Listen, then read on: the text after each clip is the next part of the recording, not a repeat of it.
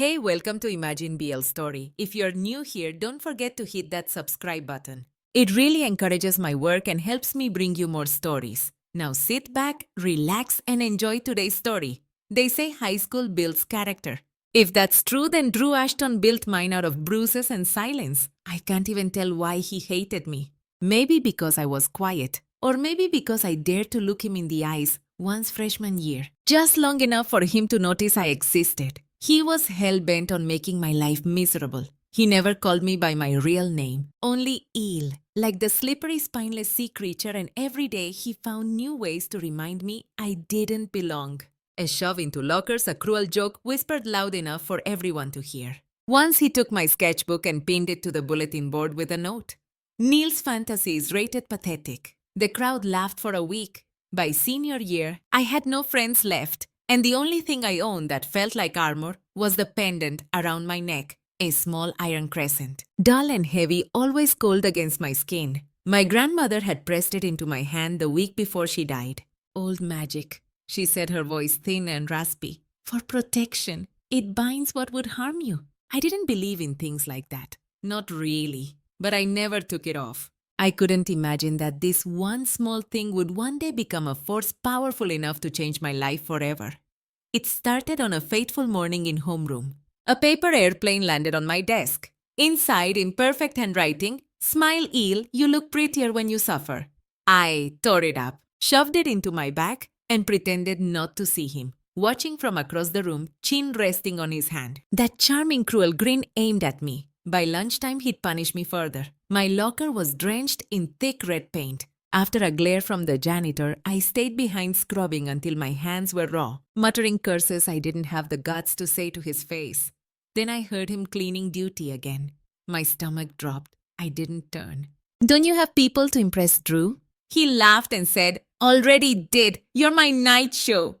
He strolled closer, hands in pockets, tie loose sleeves rolled up. The golden boy everyone adored, but the picture of calm cruelty to me. "You really shouldn't look so sad. It ruins your face. Maybe stop ruining my life then." He leaned against the locker beside me, close enough to feel his breath. "And miss this never." Ye que say. Then his gaze flicked to the pendant around my neck. He lingered too long. "What's that? Nothing." I snapped, pulling the chain out of my shirt. "Doesn't look like anything." Before I could move, he reached out, fingers brushing the charm.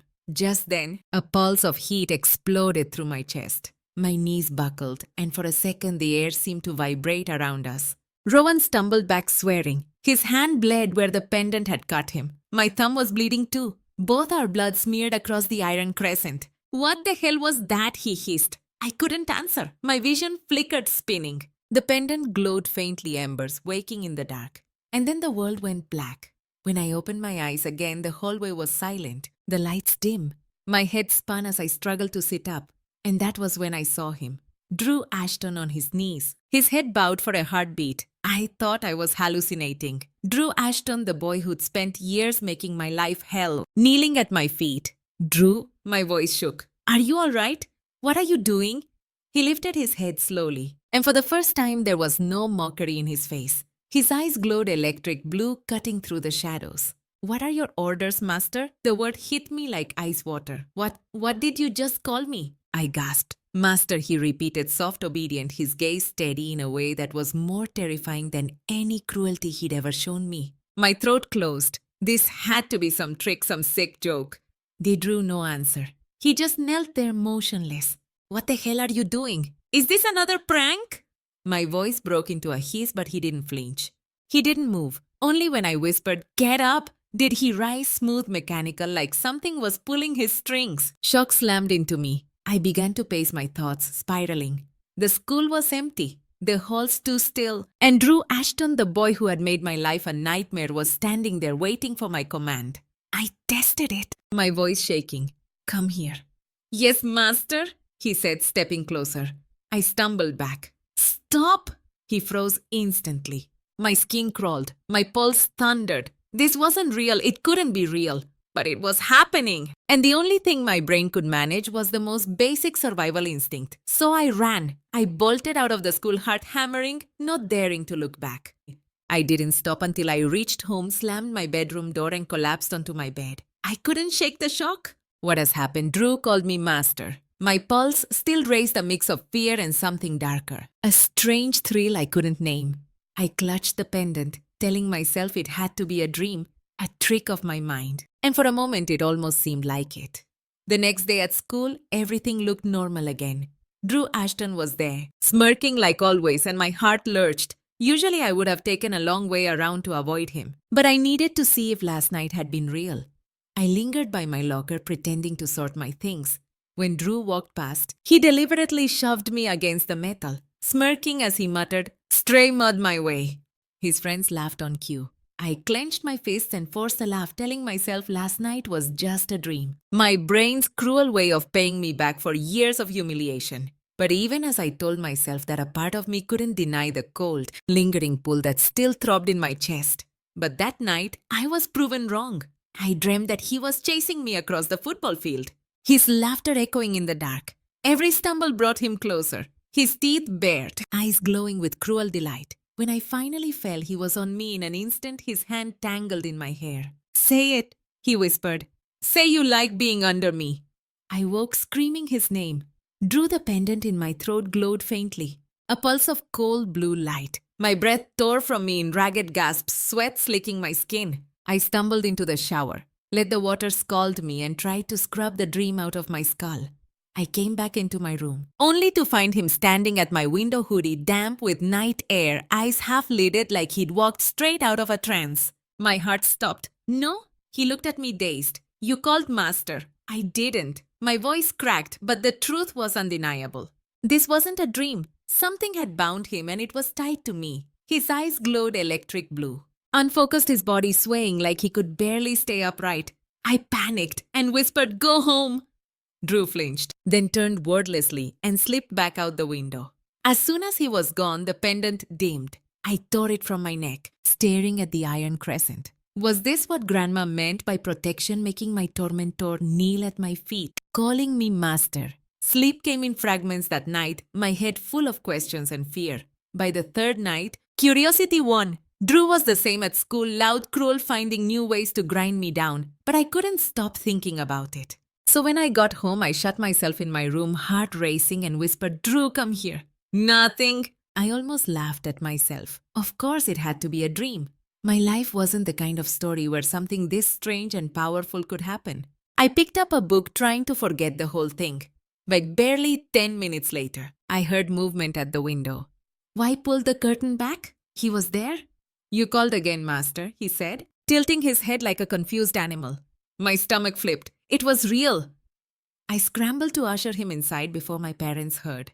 He sat obediently on the edge of my bed, eyes fixed on me like his entire existence depended on my next words. For a moment, I just stood there, stunned, my tormentor, the golden boy of Crestwood High, reduced to this. Cautiously, I sat beside him.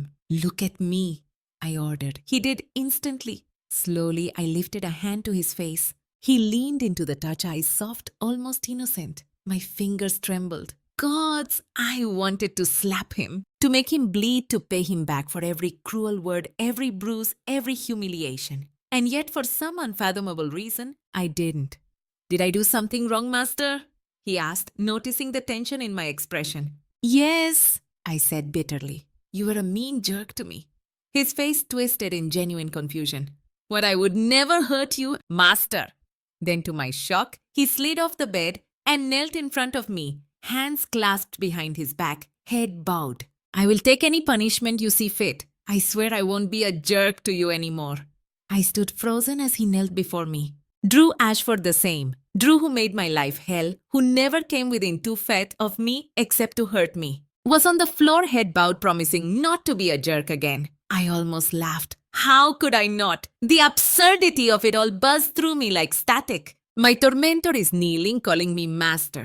It was insane, impossible. And yet a sick part of me loved it. The laugh tore out of me too loud, echoing off the walls until my mother called from downstairs to keep it down. I swallowed the sound, sobering quickly. "You mean it? That I could punish you for being a jerk to me?" "Yes, master," he said at once without hesitation. The words sent a shiver down my spine. I straightened, searching his face, but all I saw was calm obedience. So I tested it. Go kneel in the corner. And he did. He rose, walked across the room like a sulking dog, and knelt again silent for a long time. I just sat there watching him sitting in the corner of my bedroom like he belonged to me. Eventually, I turned back to my homework, my pen scratching through the silence. An hour later, I told him to go home. At the window, he turned back once. His lips curved into the faintest smile. I hope you've forgiven me, master. Then he was gone. I sagged in a bed with a single thought pounding through me. I had to figure out what this was, how it worked. But until then, God's help me, I was going to enjoy it. The next morning at school, Drew slammed me into the locker so hard my shoulder cracked. His grin was all teeth and cruelty. Watch where you're going, eel. I bit my tongue, forcing myself to stay quiet. But my pulse raced because I'd seen him kneel, because I'd heard him say, "Yes, master," and all day. The knowledge that I could make him do whatever I wanted burned under my skin. That night, I couldn't resist testing it again. When he came through my window, I gave the simplest commands. Sit, he sat. Stand, he stood, smile. He smiled small, soft, almost innocent. It was terrifying and it was addictive. Soon I pushed further, petty, stupid things. Pick up my books. Say sorry, tell me I'm not pathetic. And he did. Every single time I made him recite apologies for the words that had haunted me for years. Sneers, laughter, the endless mockery. I threw them back at him in quiet revenge, and he obeyed in a gentle voice stripped of cruelty. But by morning, nothing had changed. He still smirked at me across the hall, shoved me out of the lunch line, and called me eel, loud enough for everyone to hear. After a week of this, the only thing I could figure out was that by day, he was Drew Ashford, my tormentor. By night, he became a completely different person. Every night he was mine and I was his master. I told myself it was just research, that I was the victim taking back control. But every night, I pushed the line a little further. Tell me who you are, I said one night. Drew Ashford, he replied in a steady voice. No, I pressed, leaning forward. Who are you right now? He lifted his gaze to mine. I am yours. The words shouldn't have meant anything, but something twisted in my chest, sharp and unfamiliar. That night I couldn't sleep. The pendant lay cold against my skin. And all I could think was whether I was still the victim or if I was turning into the villain because it wasn't fair. Because maybe Drew was right about me all along. Slippery, spineless, desperate to take control where I never had any. And yet, I couldn't stop. The power felt like oxygen. That Saturday, Mom found me at the kitchen table staring at the necklace again. She was cooking breakfast, hair tied up, humming like nothing was wrong, like she didn't notice the shadows under my eyes. You wear that old thing every day now, she said, flipping the pan. Didn't think you were into antiques. I rubbed my thumb along the tarnished silver. Where did Grandma even get it? Mom laughed softly. That story again. She always claimed Witch gave it to her when she was a girl. Swore it was meant to protect the firstborn.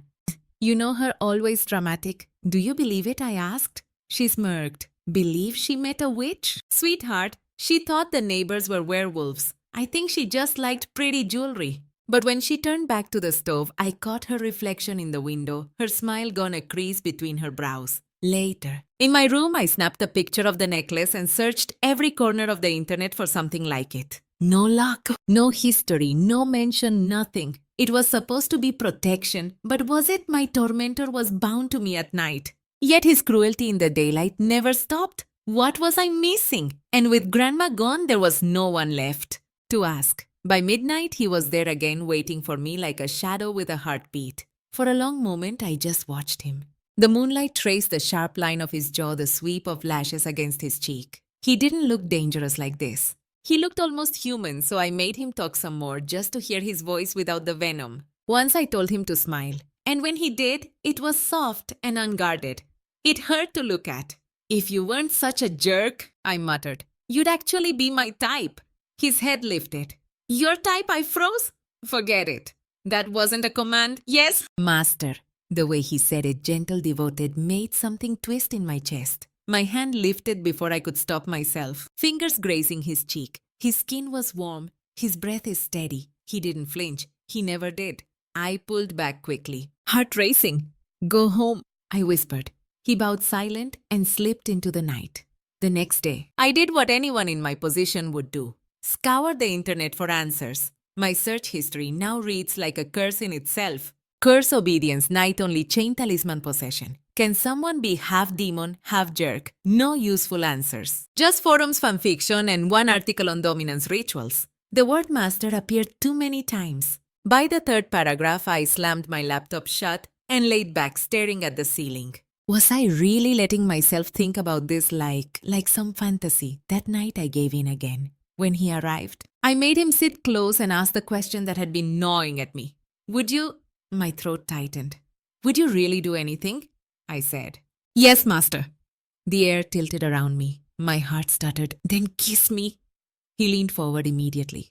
No hesitation, no hunger, just obedience. His lips were inches from mine before panic jolted through me. Stop! He froze. I stumbled back, face burning. You'd actually do it? Yes, master. Anything you desire. It should have made me feel powerful.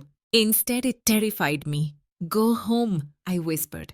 When he left, I sat on the edge of my bed for a long time, pendant cold against my throat, wondering if I was the one losing control. The next day in class, my nerves were shot. Midterm grades came back. I was top 5. Drew was at the bottom always like he didn't care. When the papers landed on our desks, he crushed his into a ball and flicked it across the aisle.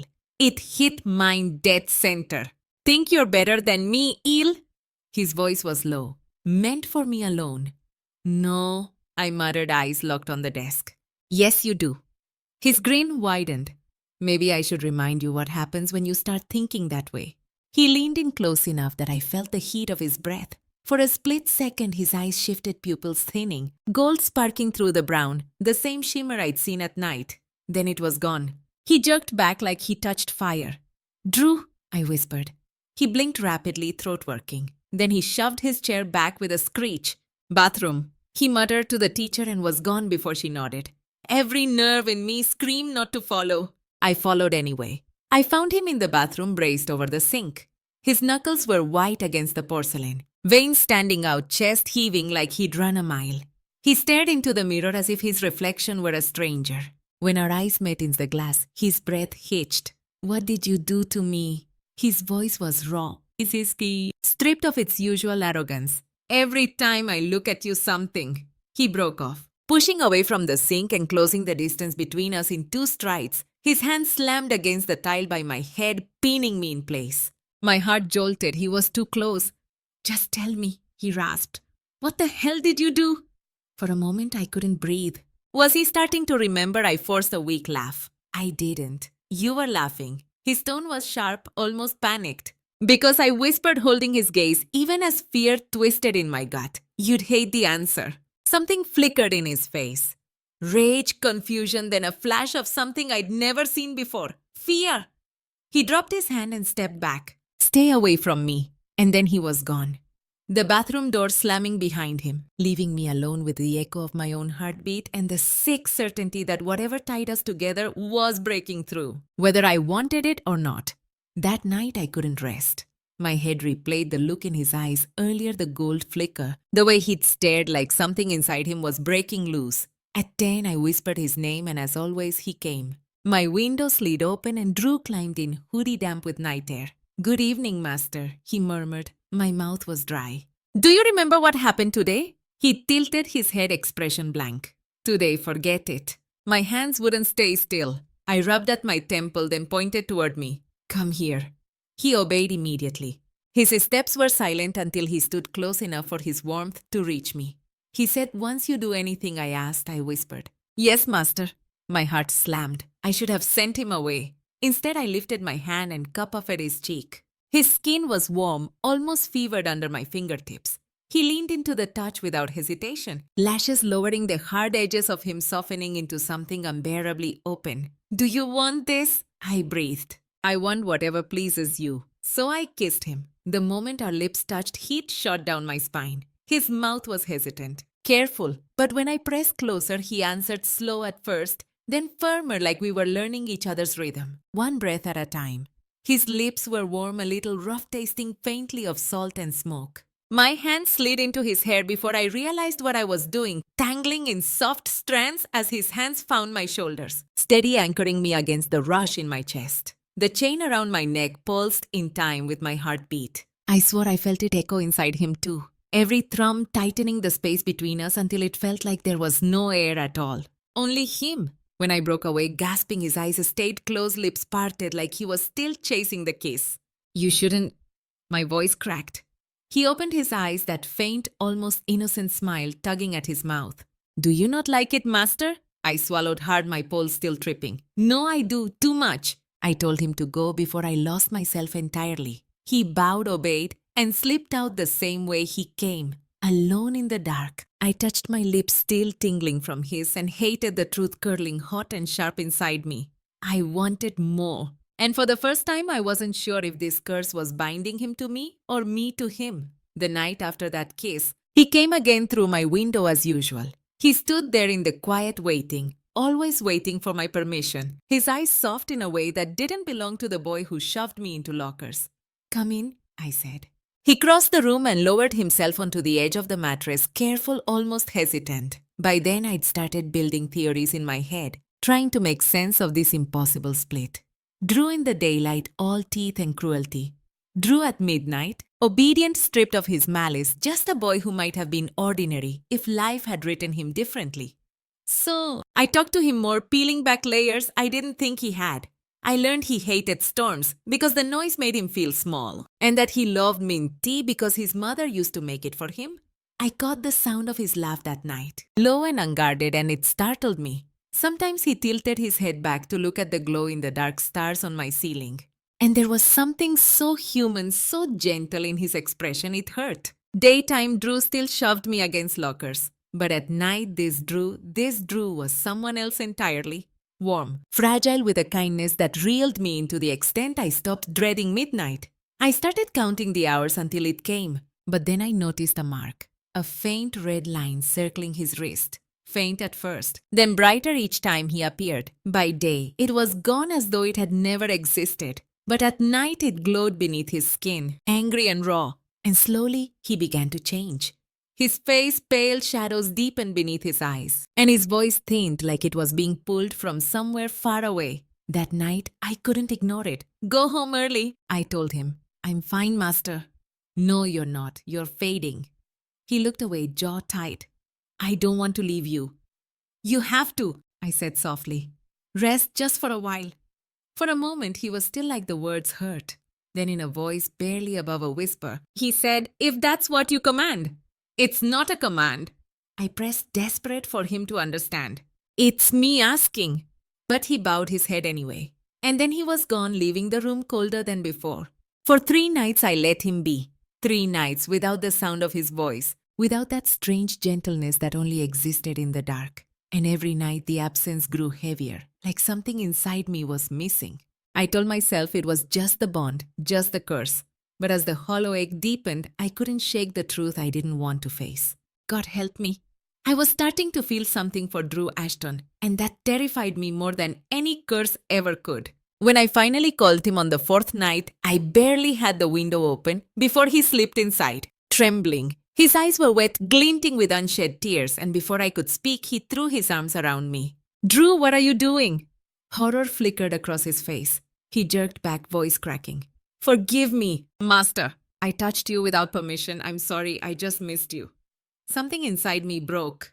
Hey, it's okay, I said, but he was already shuddering against me, quiet sobs rattling his shoulders. Did I do something wrong? He whispered between breaths. You sent me away. I thought you didn't want me anymore. I reached up and cupped his face, fingers brushing damp hair from his forehead. Look at me, I said. His eyes met mine, red and pleading. You didn't do anything wrong. He stared disbelief, warring with relief. The sound he made when I leaned closer. A soft, trembling sigh pulled every last thread of my restraint tight and snapped it. So I pulled him down to me till our mouth collided in a fiery kiss. His lips were warm and demanding, sliding over mine with a weight that made my knees weak. I gripped his hair, tugging him closer, and he leaned in, pressing his body against mine, chest against chest. His lips trailed over mine in a rhythm that was simultaneously claiming and pleading. I shivered into him, feeling the raw heat of him, the tension coiling under my skin. Every soft groan, every shiver that racked his body set fire to my senses, leaving me dizzy and breathless. I pressed harder, tilting my head, letting my lips roam over his. Tasting the salt and warmth, memorizing the curve of his jaw, the slope of his neck. His hands roamed my shoulders and back, tentative yet demanding as if he feared stopping mid-motion. I traced my fingers down the line of his spine, feeling the top muscle beneath his skin, letting the intensity consume me. His inhale was ragged against my mouth, a silent plea that mirrored my own. My knees shook, my chest heaved, my senses were nothing but him, heat sent heartbeat. Tension. When we finally broke apart, it was with a shudder. Foreheads pressed together, breaths mingling, hearts hammering in painful harmony. He was trembling slightly, and I could feel the echo of the fire we had set between us. Lingering in the space around us, I missed you, he whispered, voice ragged, and I swallowed, letting my own pulse steady against his. Yeah, I breathed, resting my forehead on his, trying to anchor myself in the storm of him. I miss you too. I pull him to the bed, and he lies curled up against me like a giant cat. His breathing slowly evened out, and I let myself sink into it, the first real comfort I'd felt in days. The next morning, I woke up with my head throbbing with sleep, my chest oddly heavy, and for a moment, I didn't remember where I was. Then I felt movement beside me, someone breathing softly, warm and steady. I froze. My heart slammed against my ribs. Slowly, I turned my head, and there he was, Drew, lying there, messy hair, chest rising and falling with a calm rhythm. His arm was half draped over me, familiar, protective. I jolted upright, and his eyes snapped open instantly for a heartbeat. The room held only the sound of our breathing. Then his gaze flicked around my room. Realization dawning like a shockwave across his face. Confusion, horror, and disbelief all at once. What am I doing here? His voice was rough, hoarse. I stumbled over words. Why, you came here last night. You were drunk. His brows furrowed, incredulous. Drunk, I don't. He rubbed his temple, eyes searching mine. I don't even remember leaving the party. There was no party, I blurted, then quickly added, I mean, you just showed up here. I let you sleep it off. He stared at me long and unblinking, like he was trying to read every hidden thought in my expression. The silence pressed down until it felt almost physical. Finally quieter, he asked, did I do anything stupid? I shook my head so fast my vision blurred. No, you just crashed. That's all. A flicker of relief softened his face, though confusion lingered like a shadow. He looked away, voice low. Right. Okay, thanks, I guess. He got up, movement stiff and cautious. For once, he doesn't look like the golden boy, the untouchable tyrant. He looks lost and left without a word. The second the door clicks shut, I collapse onto my bed, every nerve screaming. His reaction wasn't what I expected. I thought he'd be furious about why he came in my room instead of being with his endless crowd of friends. But he shrugged it off like it was nothing. Something is definitely not right. And I was right. The next morning at school, Drew passed by me as if I was a ghost. No shove, no sneer across the cafeteria, not even a glance. It's unsettling. I keep expecting him to shout, to throw me into a locker, to do something that would signal everything's back to normal. But he didn't. Instead, I noticed more glaringly how tired he looked. Shadows rim his eyes. The usual swagger replaced by a quiet, brooding calm. When our eyes meet, he looks away so fast it's like I burned him. I couldn't focus either. I tried to catch his eyes every time between classes, but he avoided me. By the time I got home, I was more determined to get answers. I found my mom in her study. Hey mom, I remember grandma having this wooden box, the one for her precious things. That's where she kept this necklace, right? Do you know where it is? She tilted her head curiously. Why are you asking about it? I'm just really curious. I want to know more, I said, trying to sound casual. Is there something you're not telling me, son? No, nothing really, just curious. But if you don't have it, that's fine, I added, picking up a piece of fruit to distract myself. Mom sighed, walked to the bookshelf, and pulled out a small wooden box from the back. Your grandma's things, she said, handing it to me. She asked me to give it to you only when you asked. I dropped the fruit and whispered a quick thank you, then headed to my room. I opened the box carefully. Inside were brittle letters, a cracked glass bottle smelling faintly of lavender and iron, and a small scrap of paper folded neatly that looked like it was torn from an ancient book. I unfolded it. A picture of my necklace stares back, accompanied by a handwritten note. A heart that rules by pain shall kneel. A heart that fears shall command until both break the circle willingly.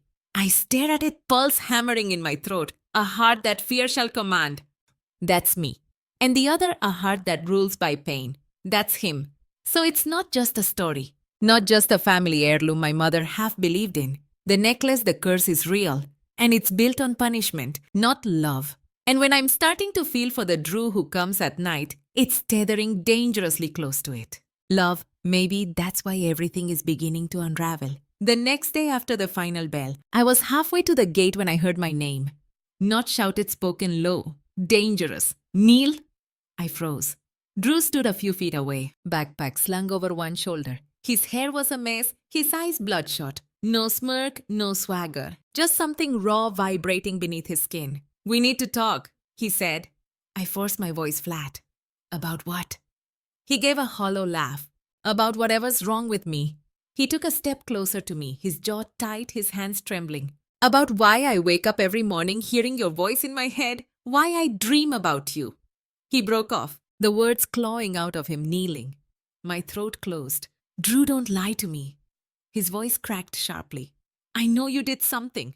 I know it's you. He was trembling, not with fear, but a fury so brittle it bordered on panic. Tell me, Neil, what did you do to me? The lies I'd rehearsed shattered. All I managed was, it's not what you think. Oh, really? His laugh was jagged because it looks like you're screwing with my head. Some sick little revenge fantasy because I made your life hell. I never wanted this. The words tore out before I could stop them. Heads turned. I lowered my voice. Chest heaving. I didn't even know it would work. It was just a chain. My grandmother's a chain. He barked to laugh. But it was cracked at the edges. You expect me to believe some necklace made me your puppet? Do you know what it's like, waking up feeling like I owe you? Like I want to obey you. I didn't choose it either, I whispered. It's a curse, Drew. And I think it's been hurting both of us. He stopped pacing. His breathing was ragged. You're insane. I'm serious. I pulled the folded scrap from my bag, the one from Grandma's box. My hand shook as I shoved it at him. Look, this explains it. He snatched it, scanning fast. A heart that rules by pain shall kneel. A heart that fears shall command. He scoffed. You actually believe this crap. It's the truth. For a moment, we were too close, sharing the same breath. The pendant between us hot as fire. Then he stepped back. His voice dropped to a bitter snarl. Undo whatever you did. And stay the hell away from me. You freak. I stood frozen as he turned and walked away. I wasn't even surprised. Maybe this was what I deserved. If I hadn't let myself start feeling something, maybe it wouldn't have come to this. Maybe the curse could have kept going quietly. But how long would it have lasted anyway? That night I called for him. He didn't show up. The silence was worse than his cruelty. I told myself the bond was breaking on its own. Relief should have come with that thought. Instead, pain tore through my chest so sharp it knocked the air from my lungs. I gasped, clutching myself, certain for one awful second I might die. And then it was gone, leaving only echoes that throbbed like bruises deep inside. I didn't sleep, not with the memory of that pain, waiting to come back. The next day I saw him again. He looked worse, drawn hollow-eyed, like sleep had abandoned him completely. In class he barely moved, staring at his wrist as if it were burning. When I brushed past him, his whole body flinched like my touch had shocked him. After school I found him behind the gym. Drew. He spun fast, voice ragged. Don't, just don't. His hand shook, his chest heaved. Every time I sleep, you're there. Every time I close my eyes. Your voice, your face. I dreamt of kneeling. His throat bobbed, and liking it. The truth clawed its way out of me. It wasn't a dream. It was real. Horror flickered in his eyes, followed by fury. He grabbed my wrists, squeezing so hard I winced. What? His voice was a low snarl. Let go, you're hurting me, I gasped. Instantly, he released me, staggering back as his eyes flashed electric blue.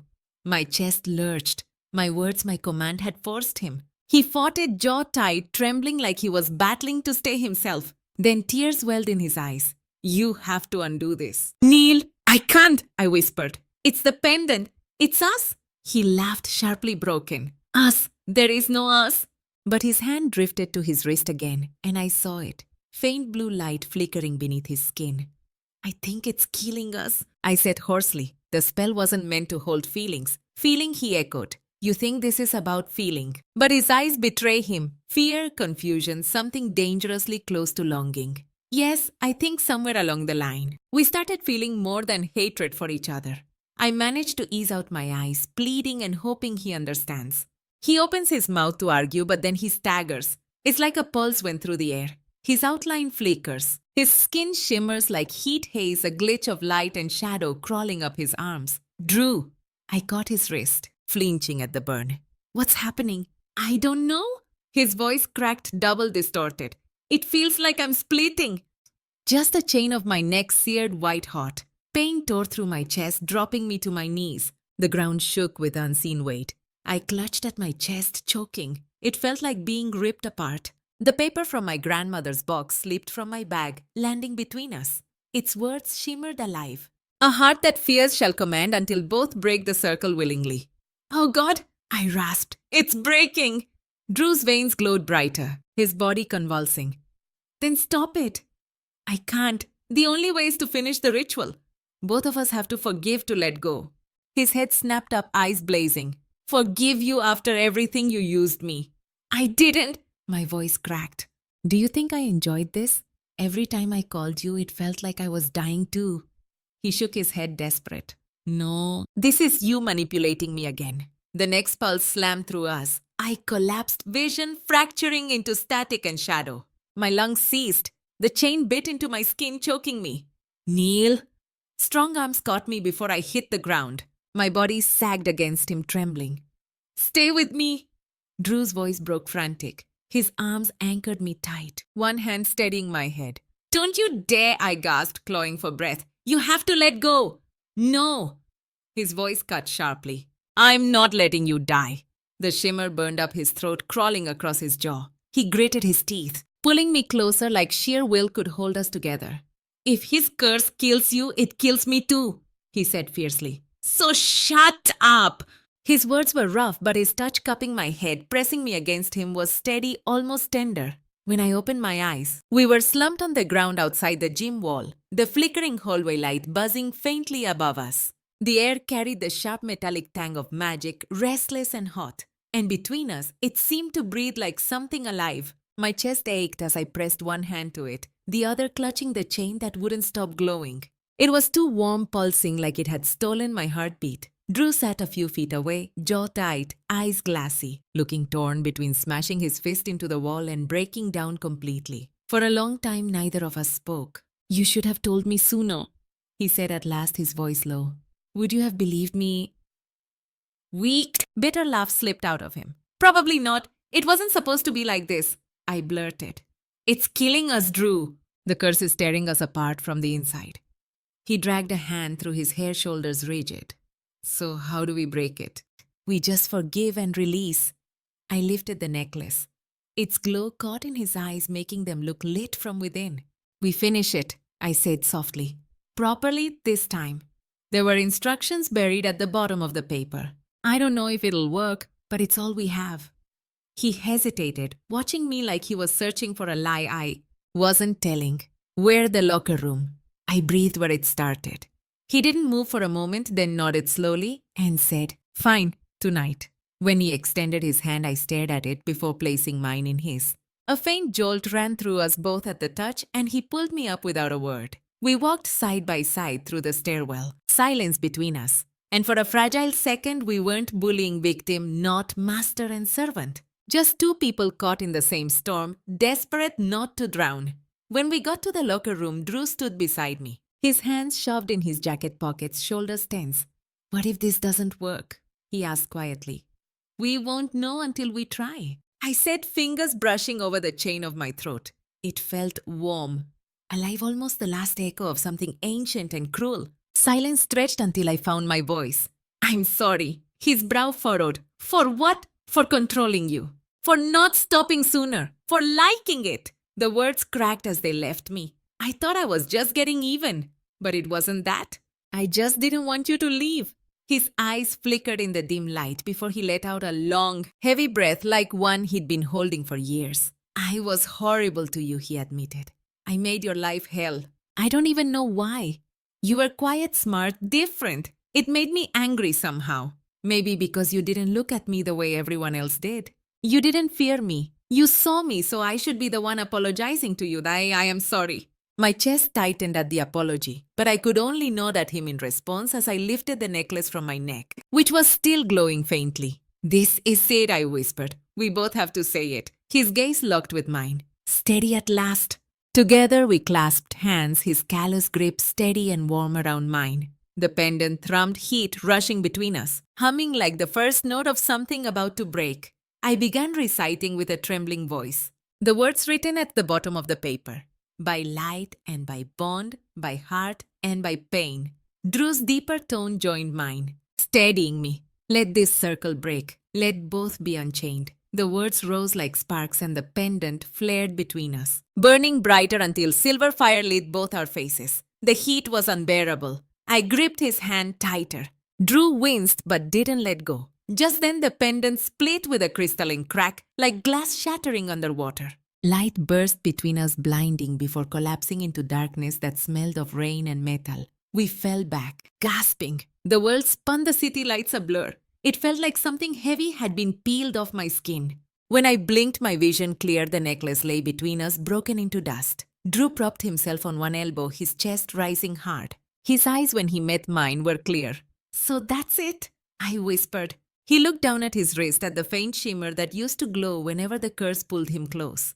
Now it's just skin. I don't know, he said softly. Then after a pause, but I remember everything. My breath caught. Everything. He nodded. Every night, every word you said, every time you touched me. His voice shook, not with fear, but with something closer to wonder. It wasn't just a curse, was it? I swallowed and shook my head. No. The silence between us stretched for a while. Then Drew sat up fully. No smirk to hide behind, just a raw openness I had never seen on him before. So, what happens now? He asked. I met his gaze. Now we get to choose. His mouth curved into a tired smile. He nodded. Then we're free. When I got home that night, I fell into the deepest sleep of my life. By morning, I woke lighter than I'd ever felt. At school, I met Drew leaning against the same locker door like always, but something in him had changed. The sharp edges were gone, dulled into something softer. When he caught me staring, he grinned. You planning to gawk all day or say hi? I was considering both, I muttered, heart thundering. He laughed, a sound that used to freeze me but now pulled at something dangerously close to fondness. He pushed off the locker and stepped closer to me. His voice dipped low. You know I like you better when you gave orders. I blinked at him in shock. Don't start. The gleam in his eyes was teasing but gentle. Relax, I'm just saying. He leaned even closer, his voice dropping to a whisper. Now you don't need magic to make me stay. The world went still. The noise of the hall blurred to static. His gaze held mine steady, open, nothing like the boy who once batted eyes at me. Without thinking, I curled my fingers into his shirt. You really don't know how to stop teasing me, do you? He smirked faintly. You could always shut me up. Master! My breath caught at the word master, and the way he said it, almost soft and reverent, stirred up memories of our nights together and brought back the heat colliding in my chest. I pulled him closer before I could stop myself. The moment stretched a single heartbeat where either of us could have turned away or laughed it off, but we didn't. So I closed the distance between us. My lips found his and he responded immediately, lips parting under mine, tongue battling with mine for dominance, searching hunger that made my heart pound. His hands gripped my arms, sliding up to my shoulders, steadying me while my own tangled in his hair, fingers pressing into the curve of his neck. The world around us, the lockers, the fluorescent buzz, the distant chatter dissolved into heat and breath. When we finally parted, eyes locked, hearts hammering, the hall felt impossibly empty, and ours all at once. And I couldn't remember ever wanting anything more. Yes, it's gone, he murmured, glancing at where the necklace used to lie. I touched the mark on my skin, then slid my fingers into his. Maybe not entirely. His smile was crooked, sincere in a way that felt almost impossible for him. Good. Wouldn't want to lose my favorite nightmare. I laughed softly, unable to look away. You're impossible. Yeah, he whispered, brushing his lips against my jaw. Softer this time. But you still like me. The bell rang, but the moment didn't shatter. He pulled back just enough to grin, eyes gleaming. See you around, Neil. I watched him walk down the hall, sunlight catching in his hair. The curse had broken, but maybe something stronger, something of our own making was binding us now. And for the first time, I was excited to see where it would lead. The end. Thank you for listening. If you enjoyed the story, tell us your thoughts in the comments. We'd love to hear from you. And don't forget to subscribe and click the notification bell so you never miss an upload. Until next time, keep daydreaming in BL.